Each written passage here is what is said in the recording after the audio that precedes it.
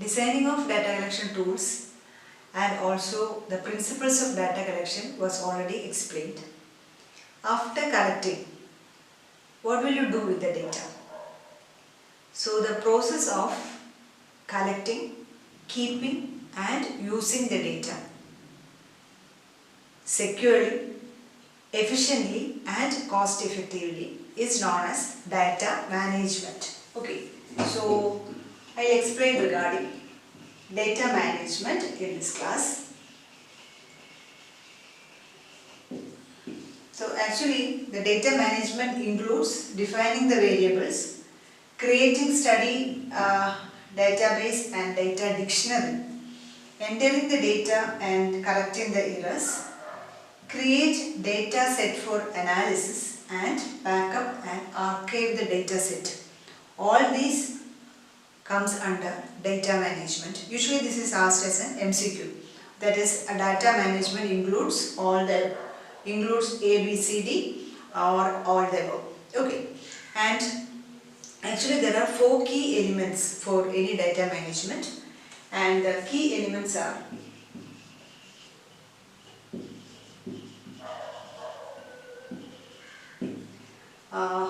one is data structure,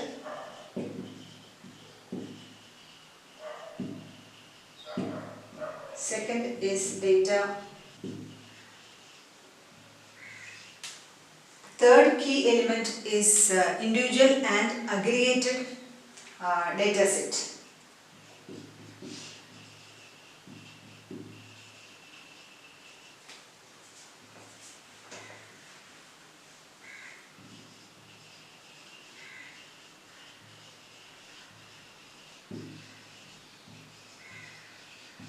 And fourth one is mother and daughter data set.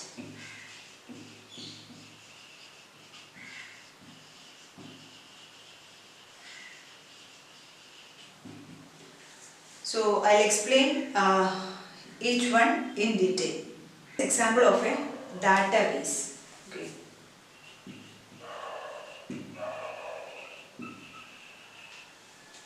In this you have columns and also you have rows. And the columns are for variable. You can add any number of variable. If you want to add, you can extend this and include the variable 3, variable 4 like that. So the columns are for the variable and the rows are for record. Each record. For individual records, we use the rows. R for R, rows for records. And here also you can add any number of records, 4, 5 or 6, any number of records you can use. But this is the standard format. That is, the rows are for record and the columns are for the variable. And each data set you can document using, you can give a code for the variables, number of variables you can add, or the date of creation of the document, you can store it like that. And also in the file you can add the date of creation, the number of variables, coding, identifiers and any other additional information you need. All that you can document along with the data. And the first important thing in any database is an identifier. And this identifier is very unique. There is a unique identifier index or code, and this is maintained by a computerized coding secured by quality assurance procedures. Usually we give numbers for that. So 1, 2, 3, 4, 5, 6, 7. If this is a unique ID of a particular identifier, usually the first number is for the village the person is coming from. Okay. Then usually the second and third will show the street, and this will be the 4 and 5 will be the house number, and the 6 and 7 will be unique for a person. So this is how we usually give the unique identifier number or UID. And regarding the structure of variables in a database, it's also got a specific format. So if it is an integers, usually specify the number of digits, and if it's number, specify the number of decimals, and for alphanumeric, always specify the length, and it is better to write in capital letters in order to avoid errors. And the dates also you should follow the specific format, either the day, month or year is the or there should be a specific format for entering the dates also. And naming of the variable is also very important. And if you name the variable name should be very clear. For that, you have to go to the questionnaire and refer to the questionnaire for that. And it should be easily understandable also. For example, if I am asking or making a questionnaire on the status of exercise of the participant, and one question is, do you exercise daily? So the variable you can write it as exercise daily. So this is easily understandable. Okay, so that is how you have to write, clear and very understandable, and it should be small or without space in between. Okay. Usually the software will take up less than 10 characters. So that should be ideal is less than 10 characters, and also this should be consistent. For each variable, the name given should be consistent. You cannot change it. Okay, easily understandable, consistent variable names has to be selected. And exercising daily, this will be very good name for that variable. And do you exercise in the past? That you can write it as okay. And if it contain any dichotomous variables like yes or no, how can you ask that? Now you can ask it as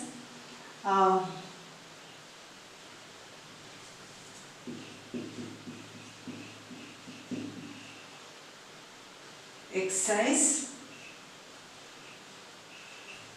because yes you can give as 1 and for no you can give the code of 2.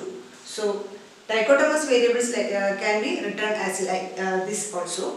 And always it is better that you give the name of variable than allowing the software to give the variable, because if you allow the software to give the name of variable, it can cause so many confusions. The trimming and also chance of duplication will be more if the software is allowed to give the name. So always you give the name of the variable by yourself rather than giving the opportunity to the software, and it should be very clear, understandable, short with no space in between. Even in the time of designing the data collection instrument, you should think of making a very friendly data entry friendly data collection instrument you have to design. And at the time of designing the data collection instrument itself, think of these identifiers, the demographic details, then the outcomes, give name to the outcome, and also the exposure variables you should design, and you should fit into this data entry coding system. And also think of the auto coding system. Auto coding also you have to remember. Auto coding, I already told that at the time of telling of regarding the designing of data collection tool. Auto coding is giving 0, 1, yes or no. You can give 1 to yes and 0 to no, or you can give 1 to yes and also 2 to no. So that is auto coding. So all these you have to think in mind and make a very data entry friendly data collection tool. Coding is very important element of any data entry. You have to decide. It's always better to use numerical values for coding. and you have to decide on missing value. What is that? The age of the patient ranges from 1 to 100. Okay, the age of the patient or participant in the study ranges from 1 to 100. So if there is a missing value, you have to give 999. This is how you have to write for missing value. And if you write as 9 or 99, there will be difficulty during analysis. But if the extremes of age of the patient is between 1 and 90, then or 1 and 89, then the missing values will be written as 99 only. Okay, got it? Yes. So that is how you have to decide on missing value, and you should not add the numbers which are not applicable for missing values, or this is not applicable, and also like this is not applicable. So 9 or 99 or 999, depending upon the upper limit, you have to give coding for the missing values. Remember to avoid very cumbersome coding. For example, I am giving coding 1 for walking and 2 for cycling, and if the participant has both walking and cycling, you should not give 12 for that. This coding is very cumbersome and analysis will be very difficult if you give 12 for both walking and cycling. So think in that way and give coding at the time of data entry.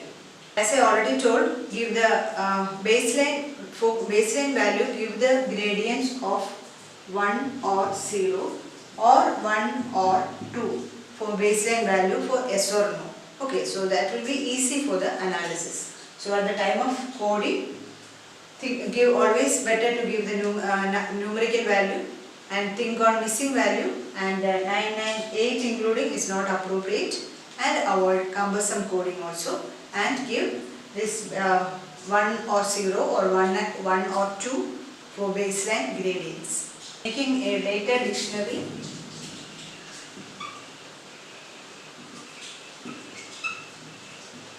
Or otherwise called a variable catalog.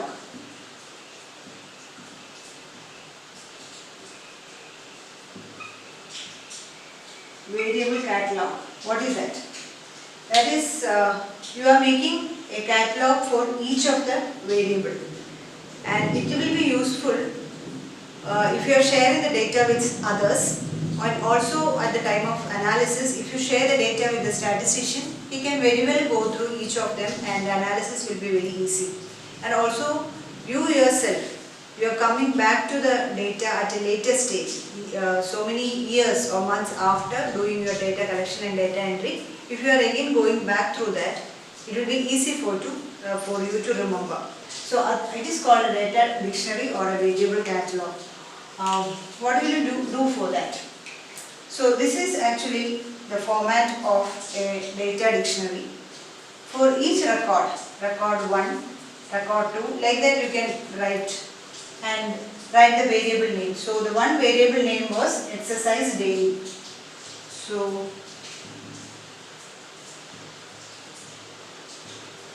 and the type of that, whether it is an integer or numerical, that you have to write.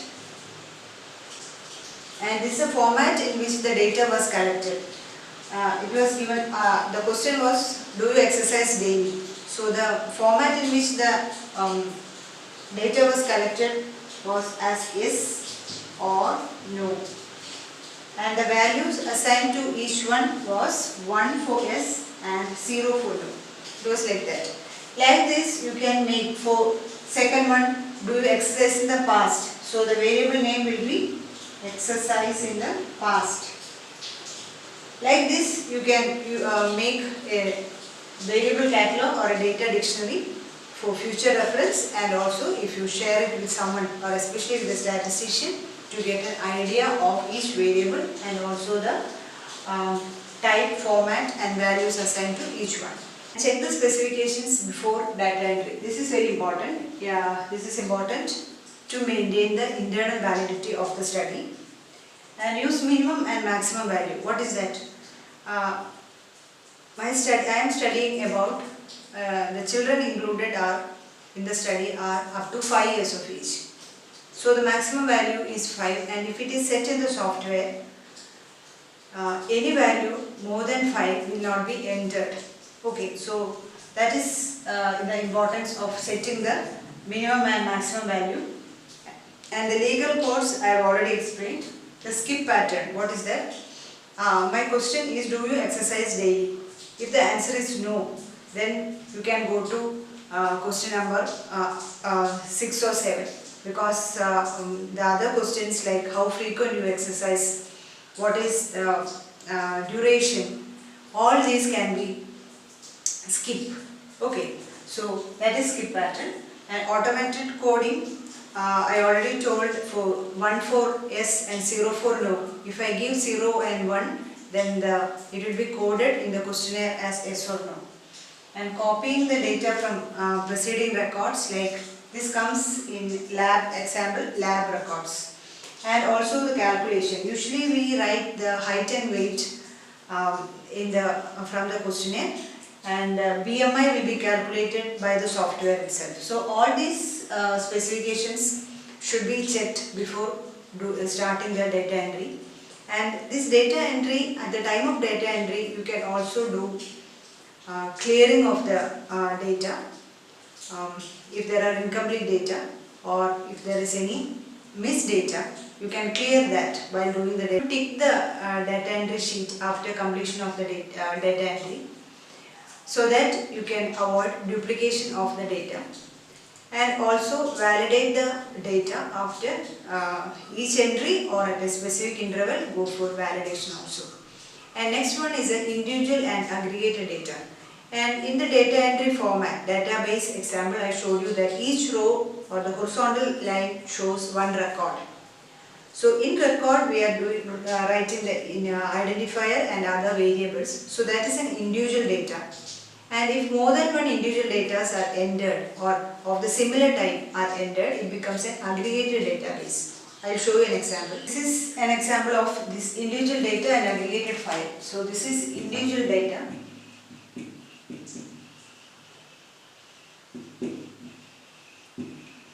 So in this you can see as ID 1 from place, age, gender and the onset of every individual. There can be hundreds in that individual data, and in this I am making an aggregated file.